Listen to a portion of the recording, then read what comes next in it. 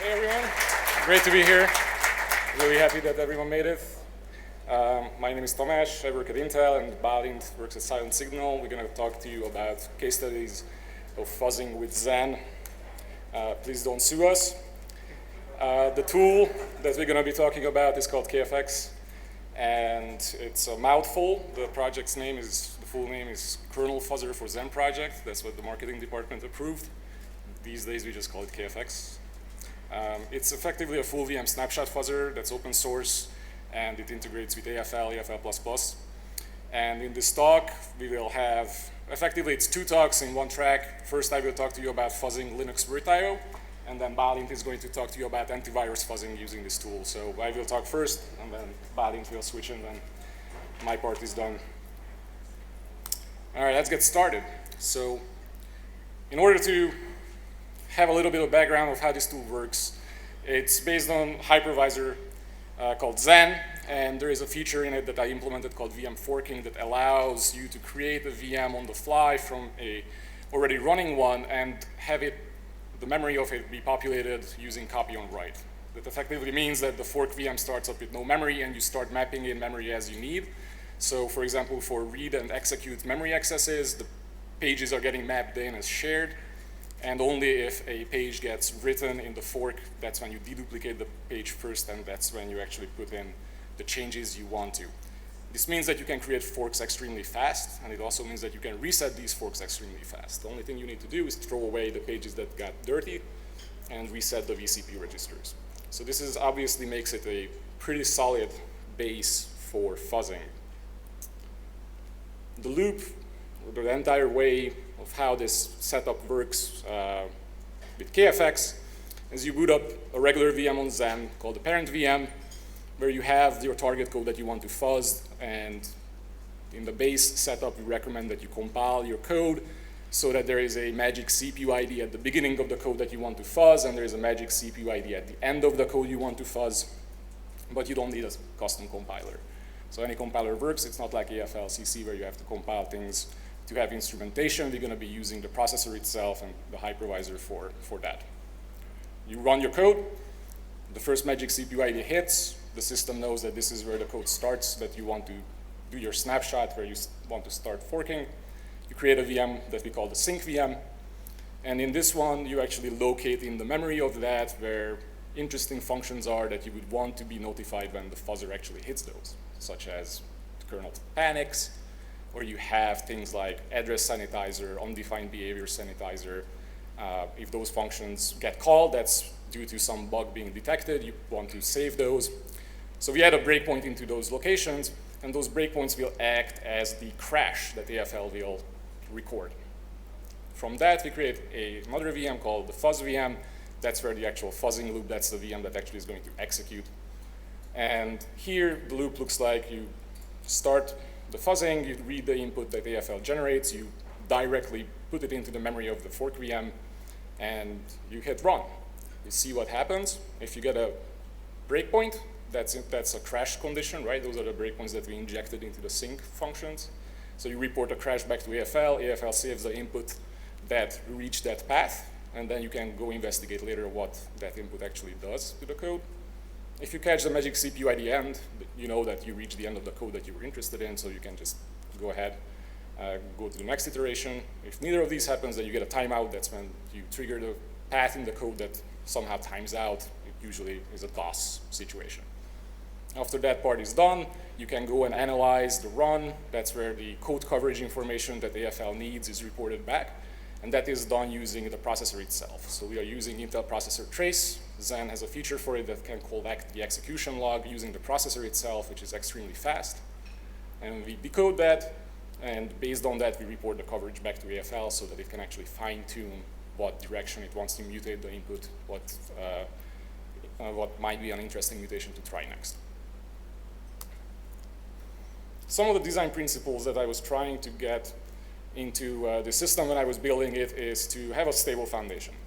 I've been building hypervisor-based tools for close to a decade now, and the worst thing is when you are in the middle of trying to get something working and you have to worry about whether the hypervisor is not exactly doing what you wanted. So having a stable base where everything is upstream, where you don't have to custom patch stuff in and you don't know whether you did it right, don't have to worry about that. All of the features for this fuzzer are upstream in Xen. You have to compile Xen with expert features enabled, right? So this is not something that you will get by default, but it's upstream. You don't have to custom patch anything. Complexity, considering that this is a hypervisor-based fuzzer, is reduced because there is no ingest agent that you need to interact with. There's no synchronization with anything that runs in the guest beside that CPU ID, right? You just had one assembly instruction to your target code, and that's all that's needed. It's fairly flexible, so anything that's running within that VM should be fuzzable, and the components that we used to build this system are reusable and have a clearly defined role, and you can plug and play, and you can plug in any fuzzer you really want. So we just use the FL because that's pretty standard, but you can really use any type of source for the fuzzing. So there is actually a test case where we can just pipe in dev random into the VM's memory to see what happens. So you can use whatever fuzzer you want, really. Now, there are some limitations when you're fuzzing with these fork VMs, in that there is absolutely no I/O of any kind when the fork VM is running. That means that there is no disk, no network, no screen, no console, not even MMI or interrupts. That fork VM is literally running just with CPU and memory, so you have to take that into consideration, that the code that you are fuzzing is not something that is highly interactive. That's not possible to fuzz, because if it tries to reach out for an input, there's nothing going to be able to respond to it trying to reach out to an external party. It's not possible. But if you have a parser or some kernel code that's self-contained, and the input that you want to fuzz is something that it just received, you can totally do that. Now, bug enrichment features like address sanitizer, non-defined behavior sanitizer, that's absolutely something that will run in the guest, but it's compatible with KFX. So you can just locate where those handling functions are, and you can actually use these in-guest features to detect more bugs. And kind of an intuitive limitation is that, well, your target code kind of has to run within a Xen VM normally, right, in order to get to the setup stage. So the code needs to run normally in a Xen VM, which usually works okay, but there are some corner cases. One of those corner cases is Virtio. The reason why we are looking at Virtio is was part of a project for hardening the Linux kernel in preparation for TDX. There's a whole talk that Elena gave at the Linux Security Summit last fall. She goes into a lot more details. So what I'm going to talk to you about is just a small component of all of the work that we did there. But if you've never heard of TDX, this is an upcoming feature where the virtual machine is going to be encrypted. Only a few pages that will be used for I/O with Virtio will be accessible to the host. So if you have seen any type of Virtio fuzzing, that usually was guest to host. And now with TDX, that attacks, the threat model is changing, and we consider the host to be outside the threat boundary. So we want to fuzz and attack the VM from host to guest, right? So you will have only a select few pages that are accessible to the host to be used for implementing disk, network, console, and we want to fuzz those. So conceptually, you can think of these pages as DMA, but there is no IOMMU or anything like that. The host can read the other memory as well. Those are just going to be encrypted, but conceptually, it's like DMA. Now, Xen doesn't support Virtio. Xen has been around longer than KVM. It has been around even before hardware virtualization existed. So Xen has its own implementation for implementing disk network stuff with shared memory, which is what Virtio is as well. And the two are similar in concept, but the protocols are totally different, and Xen doesn't support Virtio. So that kind of limitation that I just mentioned is means that, well, I can't set up Virtio in a Xen VM because Xen doesn't understand it, so I can't get the kernel module into the state where it would need to be in order to fuzz it. So obviously, well, what can we do? We can't use this system for that. And I turned this project down a couple times, but then I started thinking that, well, maybe we can do something crazy. And I figured that the idea sounds kind of simple.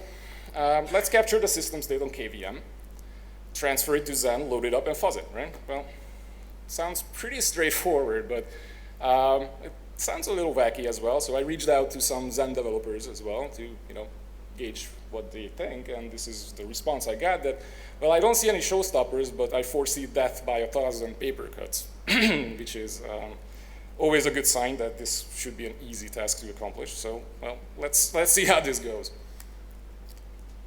In order to capture the system state on KVM, we really have a reduced set of problems because we really only need to capture the memory and the CPU, right? That's the only thing we need for those fork VMs to actually execute.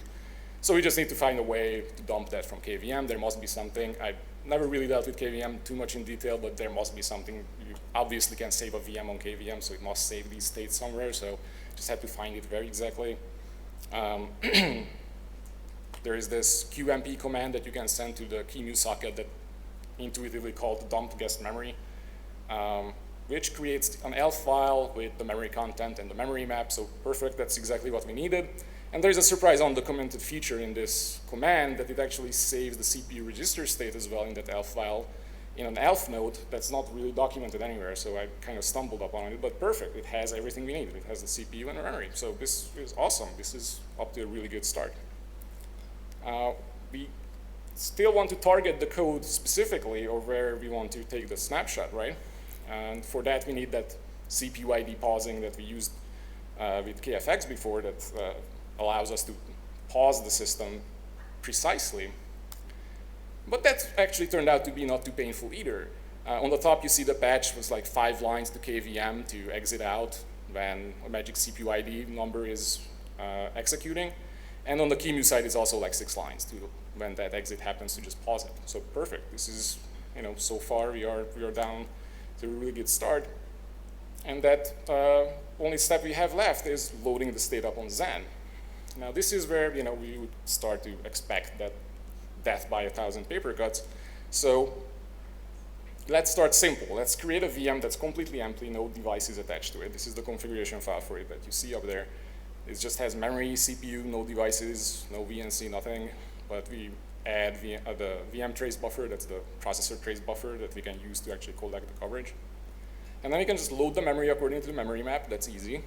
And then loading the register state was the only part that I ran into some issues in that the segment registers have different components. It has a segment base address, has a segment limit, and what's called the attribute bytes or attribute bits. And if you look at the format of it, it's all wacky and interleaved. And the way that they are saved is not standardized. So when QEMU saves it, the attribute bytes, it actually saves it in a 32-bit value, but those interleave things like the segment limit and the base address are just maxed out, so those are 0. And Xen is expecting all that data in a packed structure. There's absolutely no documentation about that on the Xen side, so kind of had to figure out from, why is it not taking it. And, it was already starting to be pretty obscure, so all right, I got this one working, so let's try to get it working. And to the biggest surprise, it just works. So this was like, holy, all right, it's alive. What you see here is me creating that VM with that configuration file and loading with this tool called Xen Transplant that's open source now. It's in the KFX repository. You pass in the data that was parsed out from that ELF file, the registers, the memory map, and the VM core is the actual content of the memory. It's loaded up according to the memory map. And then at the end, I just use Stepper, which is an MTF single stepping tool, and that code just starts running in the Xen VM seamlessly. That code is not aware that it got ripped out from KVM and now it's running on Xen. Has absolutely no knowledge of that, but it's just happily chugging along. So we are up to a really good start here. This just works. Now let's get back to Virtio. We have a way to save the state from KVM, load it up and run the fuzzer. Just have to figure out what to fuzz. Have you ever run into that problem? You have the tools, but well, what is it that you actually want to fuzz? Usually when we get a task of, hey, you should fuzz this, and you ask, yeah, but which part? You just get a hand wave like that, whole thing. That usually is not very helpful when you actually need to put a harness around the code. So I don't know Virtio. I never really dug into it, and it was not really, my life plan to ever learn about Virtio. if you watched Mark's talk about people who will go to extreme length to not understand something, I'm that guy. I'd much rather do something that can do this automatically. And with Virtio, it's kind of necessary because Virtio will be used for, as I said, for all disk, all network, all console, and that's a lot of potential code paths that need to be considered as an attack surface. Who does even know how many different ways you can reach parts of the kernel that will start fetching stuff from disk or from network, right? You can make a guess, right? Anyone's guess. If you want to yell in some numbers, you're probably as good as anyone's guess. Like, I have no idea. There might be 20, 30, 100, who knows? And if you have to do that by reviewing the kernel is kind of a massive beast, right? So if you need to read that and understand and actually figure out which part is worth fuzzing, you're going to have a bad time, or at least I would certainly have a bad time, so let's not do that. We had kind of a similar challenge in a previous engagement, actually, when we were fuzzing XHCI, which is a USB 3 subsystem in the Linux kernel.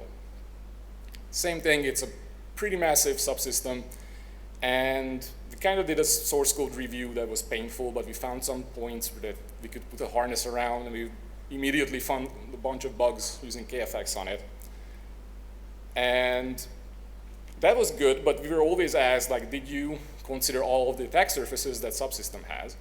And we said, well, we reviewed the code, that's what we found, but the client was not happy about just, trusting us that we didn't miss something.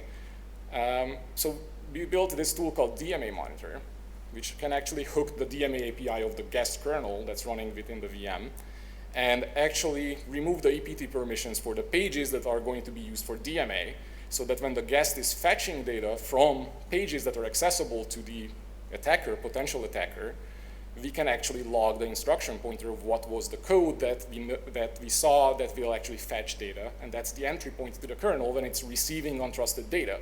So those are the locations that we want to start reviewing the code and actually start potentially fuzzing from. Now, we could really use something like that for Virtio as well, right? It's a very similar problem. We have no idea where the code is that we want to fuzz, and we can't really ask anyone because no one really knows. So we were in luck in that there is a project called KVM VMI that implements introspection for KVM. It's not upstream like on Xen, but it integrates with libVMI, which is what we use to build KFX and this tool called DMA Monitor as well. So we could lift all of this code onto KVM and arrive at a system like this. You boot your VM on KVM, and you enable the DMA debug API. We added a custom function there just to have all the information we need about when DMA pages are getting mapped in and unmapped from being used for DMA on Virtio, so that we can hook it with the hypervisor and extract all the information we want, remove the EPT permissions from all the pages as they are being used for I/O with the host, and handle the EPT fault in the DMA Monitor tool.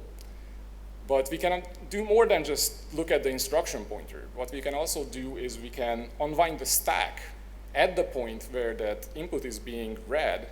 And by unwinding the stack, we actually have a rich source of context under which that data is being fetched. So it's not just going to be the exact line in the Virtio code base, which might be too low level, but we can actually discover all the possible stack calls that lead to data being fetched from an untrusted source. So that will actually have an answer to our questions of just how many ways can you reach that. Furthermore, using this stack as your context, you can actually just hash the stack return pointers, use that as a key in a hash table, and if it's a new context, you can take a snapshot automatically, which is pretty sweet. Here's a screenshot of how the tool works. On the right-hand side, you see the kernel booting, so it's just the virt manager screen. Everything is totally normal.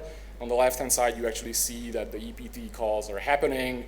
You see where the Virtio PCI device is allocating memory for to be used with DMA. We remove the EPT permission, and then we have DMA accesses firing. We unwind the stack, and we calculate the stack key. And when it's new, we just dump everything into the files that can be then loaded up for Xen for fuzzing. The whole thing is automated. It's pretty sweet. Now, normally for fuzzing, you want to have the start harness and the end harness. Now here we have neither, right? Because we took the snapshot at the start of where the memory is being fetched, and we have no end harness. But it turns out we don't actually need any. We can actually look at the stack itself, right? We know where the code would go when it's finished processing the input, and we can just take that snapshot, dump it into a transplant, create a fork, and single step it up to a number of instructions that you'd consider fast enough for the fuzzer to be effective. So let's say 300,000 instructions. And then you just check the log of which one of the stack return pointers were actually hit. And you will put a breakpoint at the top one, because you know that that's the last stack return pointer the code would normally reach under normal execution. Well, that's your end harness right there. And with that, you have everything in place, and you can start fuzzing, and it's fully automated. It's pretty sweet. I never actually had to figure out what those kernel addresses mean, because actually loading up and fuzzing is cheap at this point. So the results we had for the 5.15 kernel, this is still with RC6, during a normal boot and normal execution, you get about 126,000 DMA accesses under various contexts. So there are 13 actual instruction pointers where data is being fetched. But the number of contexts under which data is being fetched is 738, right? So those are 738 different contexts that you would have to review by hand. And that's still a lot. And even for fuzzing, that's a lot. So we actually took 70 snapshots based on the top 5 stack frame uniqueness that will cover things like different system calls that lead to Virtio, page fault, interrupts, background threads. There is an unbelievable number of different contexts that I never even thought were possible to reach Virtio, but they did.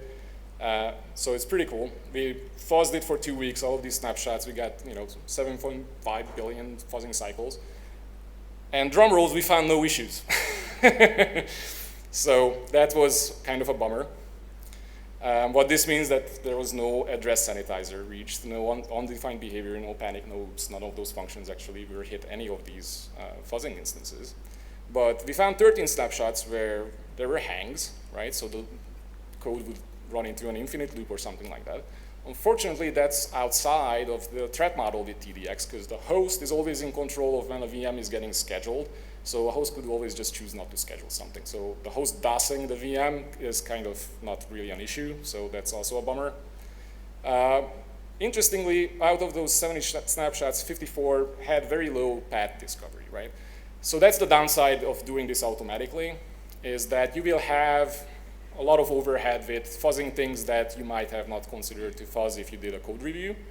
But on the other hand, CPU time is cheap, and if you can automate it, it's just the cost of doing business. So no bugs, right? That's the bummer. But it turns out that we were not the first one to actually fuzz these interfaces with the address sanitizers enabled. There's this paper that came out actually a couple months after we started this project where they actually fuzzed the 5.10 kernel and reported all the sanitizer bugs that were found on the Virtio interfaces. So I figured, all right, well, they did this fuzzing on 5.10. Let's validate that this whole craziness actually works, and it's we didn't find any bugs, not because the system is broken. And we fired this up on 5.10, picked a random snapshot, and bugs just immediately start shaking out. So it's what we were originally expecting. So the system works. It's just these low-level bugs have already been fixed. But there are other sanitizers. There is other snapshots that can be taken, other contexts. So not everything is lost. So there might be many more bugs to be found there. And I still consider this whole thing a win because, first of all, they open sourced all of these. So you actually have tools now to target some of these interfaces that you couldn't before. The guys who wrote this paper never released their code. Now we have tools to actually do this. And furthermore, this ability to disconnect the setup of your target and where you need to fuzz it, I think it's pretty huge because we can actually snapshot systems on various setups. We can use QEMU, KVM, Symix, or really any system where you have access to the system state and you can take a snapshot of it, load it up on Xen for fuzzing, and you can achieve a lot with that. So that was my part of the talk. Thanks to a whole lot of people who made this possible. And now Bálint is going to switch gears and look at something that I never considered to be in scope for us, and that is fuzzing antivirus solutions. Bálint, thank you everyone.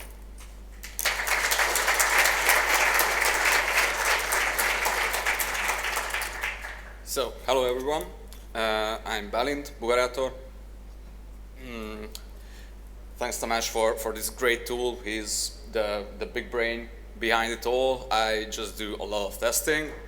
And one of my main ideas when this thing came out was, what if I could use this tool to my really weird Windows user space targets, namely antivirus.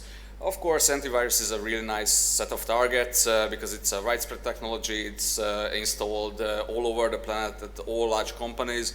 And in order to be able to find all the nasty malware hidden inside, I don't know, compressed archives or a PowerPoint presentation, for example, they need to implement really complex parsers, a lot of them, and they are usually done this in C and C++, so a chance for a memory corruption is pretty high.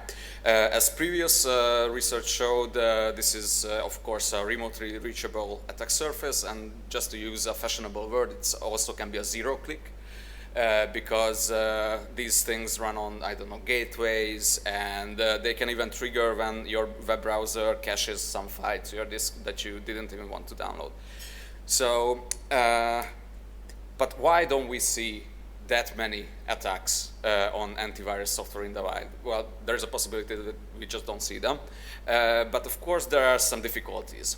Antiviruses are complex software similar to Office suite, for example. You don't have any source code with it, so it's completely opaque. You don't have a public backtracker to look for nasty developers, and of course the performance is not the greatest virtue of this set of software. But these are things that you get when you target, for example, Excel. What makes antivirus research especially frustrating is that these software are really not into being watched. So they implement all kinds of rootkitty, anti-debug techniques in order to avoid inspection, and this is just what we want to do when we are fuzzing in order to have some information about if we are going anywhere or not. They also handle quite a bit of state. For example, if you scan the same file twice, the second scan usually won't trigger the same code path because the hash of the file is already cached somewhere. We know it's not malicious, so you can just let it through. See performance above. And last but not least, and this was my the starting point of this quest for me, is diversity. So there is no such thing as an Excel of antivirus software. There are many vendors, many products of a single vendor, and of course these individual products can contain a lot of different parsers, so we need to automate this in order to have some nice coverage.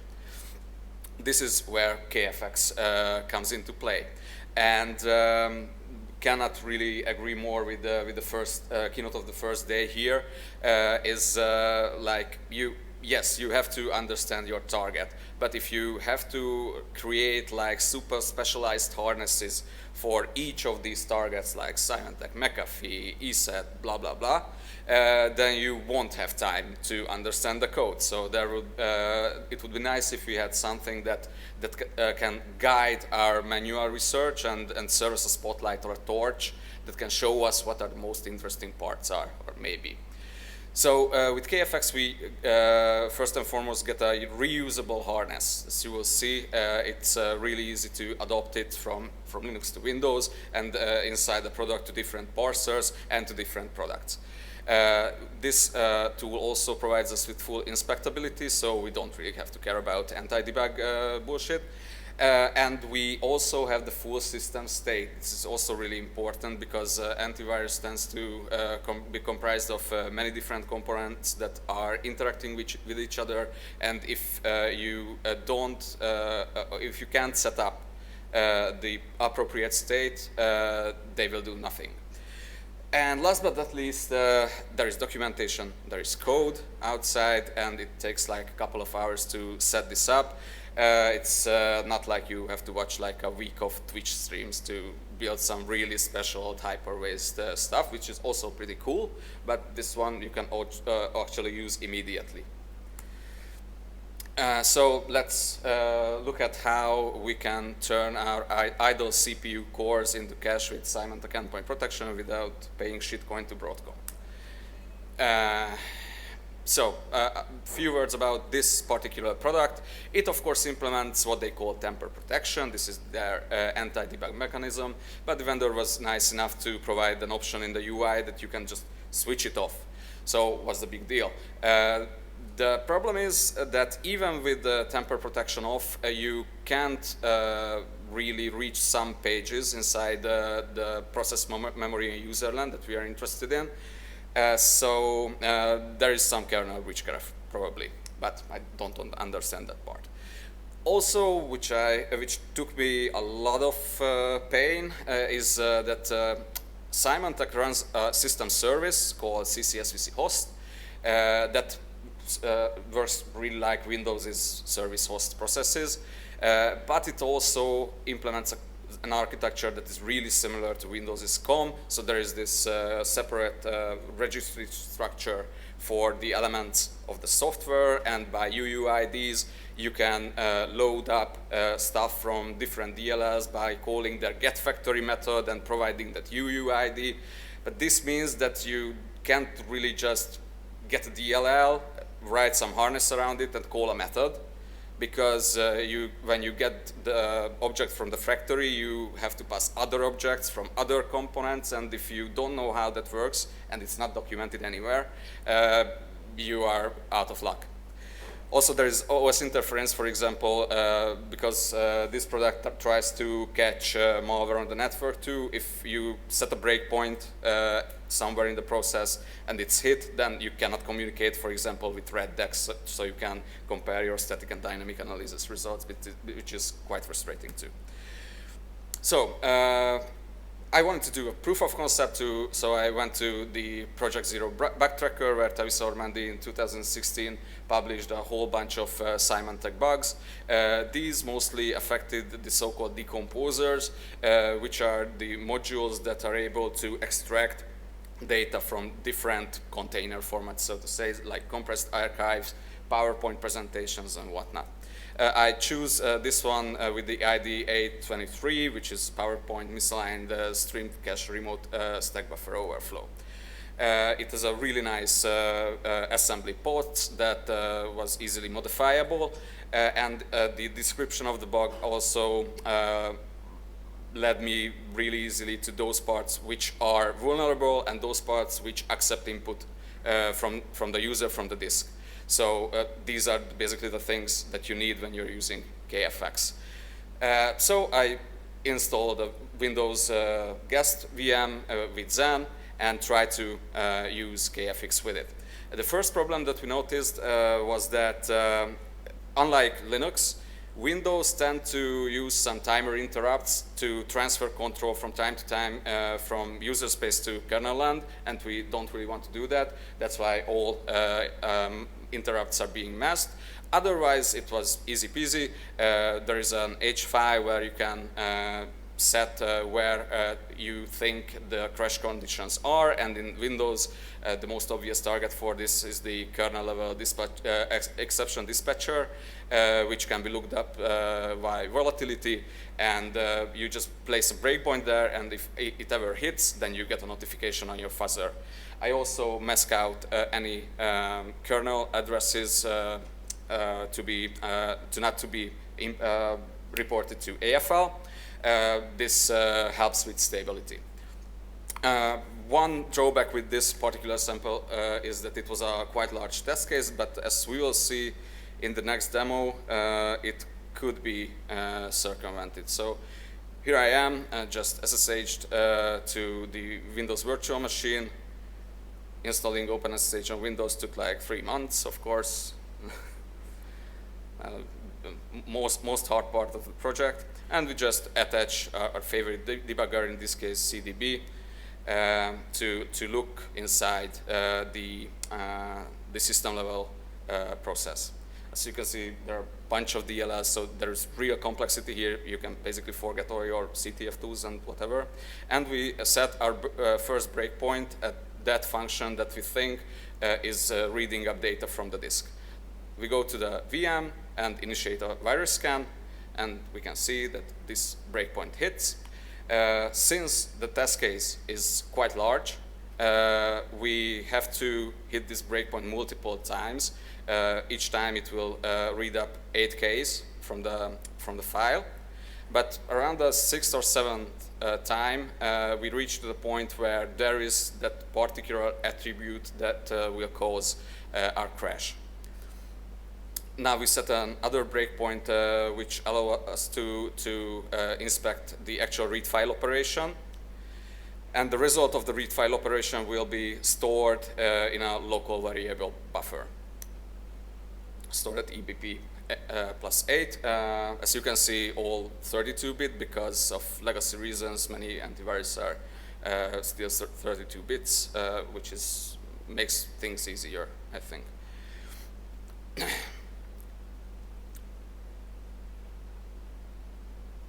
So now we can see that, yeah, something was read from the file, but it's still not the buffer. But I know how the buffer looks like, so I will know that this will be the time. Oh, and important point, this file will not crash the target. So this is like a non-malicious file. I just know its contents.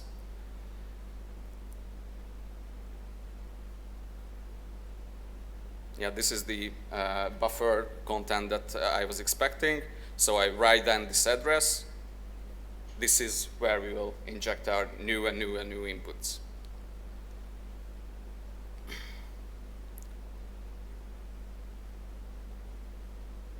After this, we set a breakpoint that will trigger the snapshot creation, and we also inspect the call stack in order to find a common ancestor of the file reader function and the target function that we want to crash.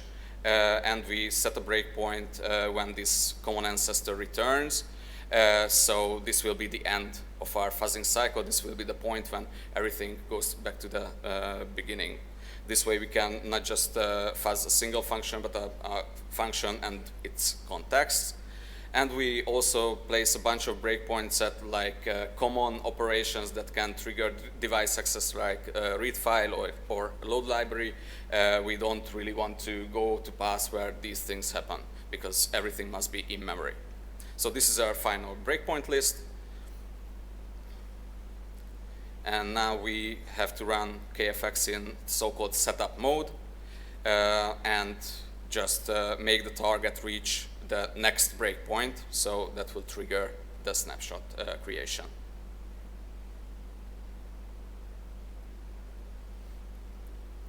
Yeah, it happened, and with the actual fuzzing, we've used AFL and AFL++ more recently. We just have to tell KFX that it should inject to that address that we copied from the local variable, that points to the local variable.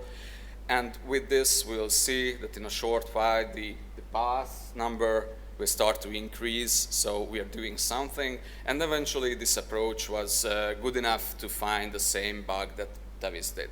So this was a nice proof of concept that this approach can work. But of course, we haven't found anything new yet. I'm waiting for the counts to increase a bit. Like now we have 3. The stability is low because there was a bug that just got fixed yesterday, I think. And also that list of Windows API calls was probably not enough to cover every possible path when things can go funny. So a few words about handling large inputs. Large inputs are not ideal for fuzzing in general because of performance reasons, and they generally increase the state stored in the process. Some of the I/O issues may be solved by mocking, like how the Windows API works when it comes to device access, for example, logging to a console.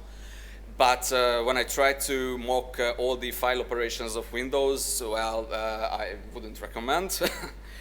Yeah, but what works are RAM disks. So if you use a RAM disk driver that keeps everything that you need in memory, you can actually read files from the disk. But it's actually the RAM, because we are doing full system fuzzing here. All these like additional elements that you put into the operating system just work. One other thing to highlight is that you really have to be careful with swapping. So when memory contents are written down to disk, because you think it's in memory, but in fact it's not anymore, and this can cause surprises. But I linked an article that deals with this very problem. So can we adapt this technique that we saw here to other parsers in the same product? Yes, we can. For this, I approached the problem basically the dumbest way I could imagine. So to make this whole concept easy and fully automatable, I wrote an extension for Ghidra that basically calculates the cyclomatic complexity of every function in a binary and builds a tree of these functions and associates the value of the sum of the reachable functions with every node. So here we can, for example, see that this is a virtual function table where this particular one has a much larger cyclomatic complexity, cumulative cyclomatic complexity than all the other ones. So that would be a nice target for our fuzzing. This combined with the RTTI information, which is fortunately present in these files, we can really easily select these parts. So our new target became the 7-zip decomposer. I also could verify that we are targeting the right thing, because the magic number matching and all the very obvious code was easily identifiable based on this, which is a good thing, because the whole binary is like a statically linked mess of everything. Like it has ONRAR, it has zlib, it has all that stuff. If you have bugs in there, then you can use it against Symantec. That's another talk. Now we are targeting something custom. So at this point, I still was in like a testing stage. I just wanted to tell whether KFX and AFL around it, or AFL++, can survive its own fuzzing. So I just created one single small 7-zip file from the command line with basic commands. I used AFL++, used Intel PT. That was probably the most advanced thing at this point. I used a single core, because that's just testing, and I let it run when I went to sleep. So this is how the harnessing looked like. I'm now placing a breakpoint to that like large complexity function, and another breakpoint right after that function. That will be the harness setup breakpoint. Initiate a scan inside the VM. And at this point, we will see that our first or 0th breakpoint hits.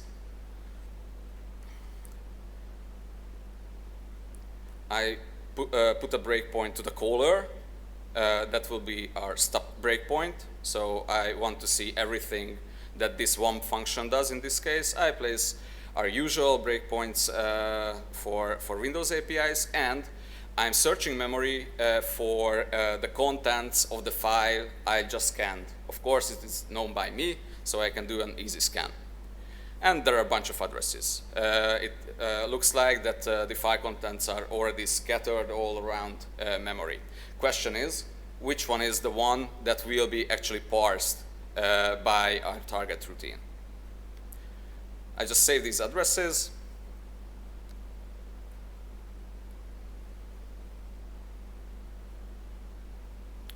and set up the snapshot. Now we go forward on a single thread.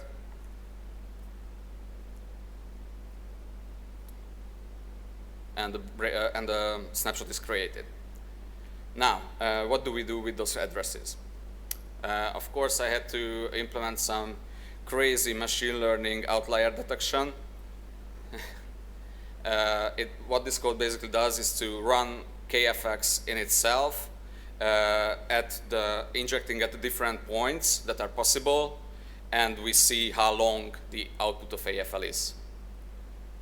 It takes a while. The video is edited for brevity, but you will see in a short while that almost all addresses are like this 594, except this one, which reached 642 output lines, which kind of correlates with the number of instructions executed. With this, we can start up AFL++, and our paths are going up, up, up. So this was the point when I went to bed.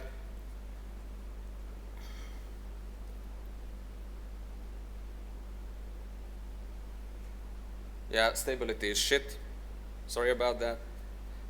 But after a while, here, 9 hours, we have 22 unique crashes, which is not bad, but are they real? Are they exploitable? What's going on? Turns out that these 22 unique crashes come back to a single heap overflow that is caught at different times of execution, because sometimes the free check the heap structure, sometimes during malloc, so it's not predictable. I couldn't find a CVE for this, but it is an NDA now, so it's dead, not present in the most recent versions. I did a really quick analysis with Reven, which is also a virtualization-based tool to analyze targets like this. And with the free version, you can target 32-bit applications. So pretty good. Here we see the page fault. Like, yeah, that was it. And the page fault was triggered by an out-of-bounds or out-of-page write. If we get back to the source of the D word that was written to it, we find a loop. You can see the loop because the same code is repeating, because it's not a disassembly, it's a timeline of the execution. And this loop basically fills up the D word byte by byte. And if we take a look at where these bytes come from,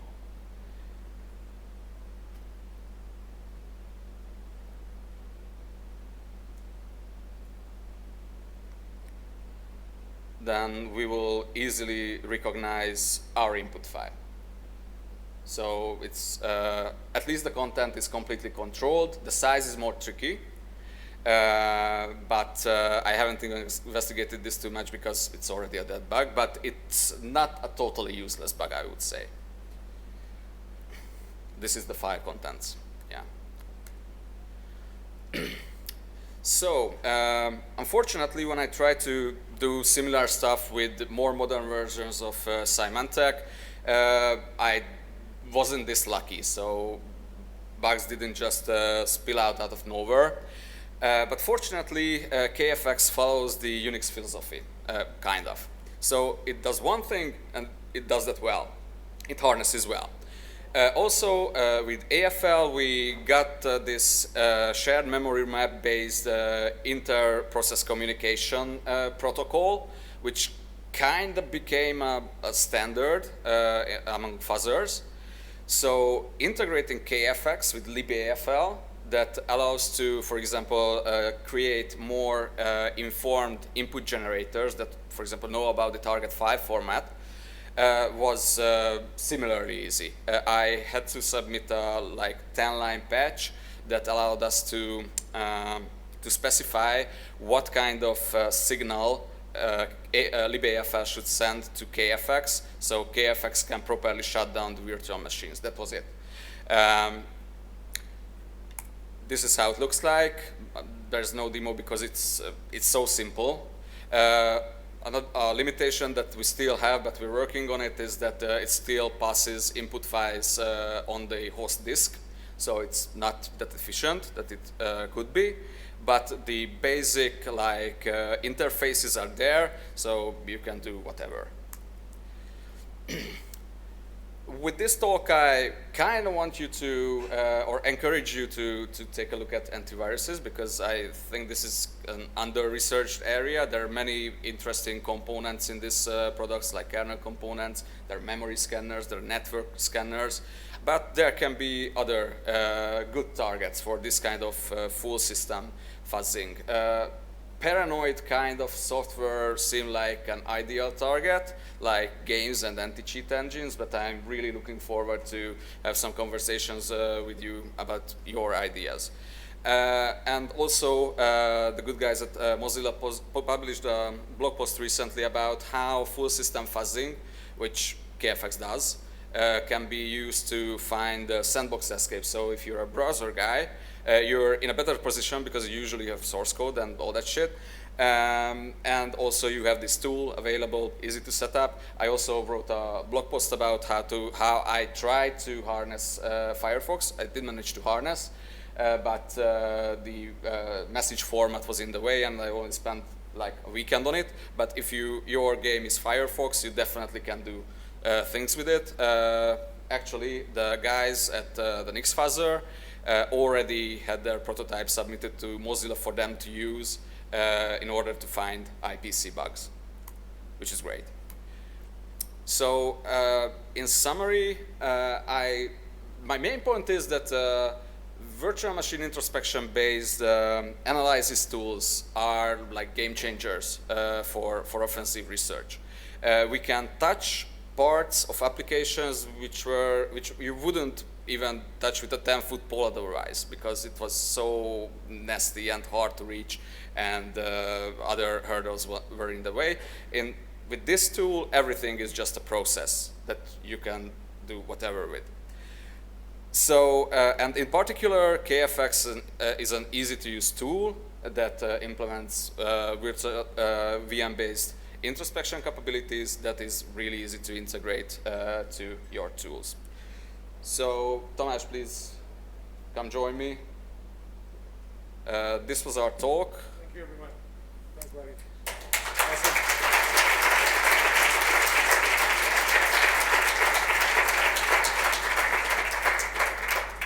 Yeah, the tool is there, so take a picture if you want to start playing with it tonight. This is us on Twitter, and we'll be around for questions in the close proximity of the beer stations. Beer station. Thank you. Thanks, everyone.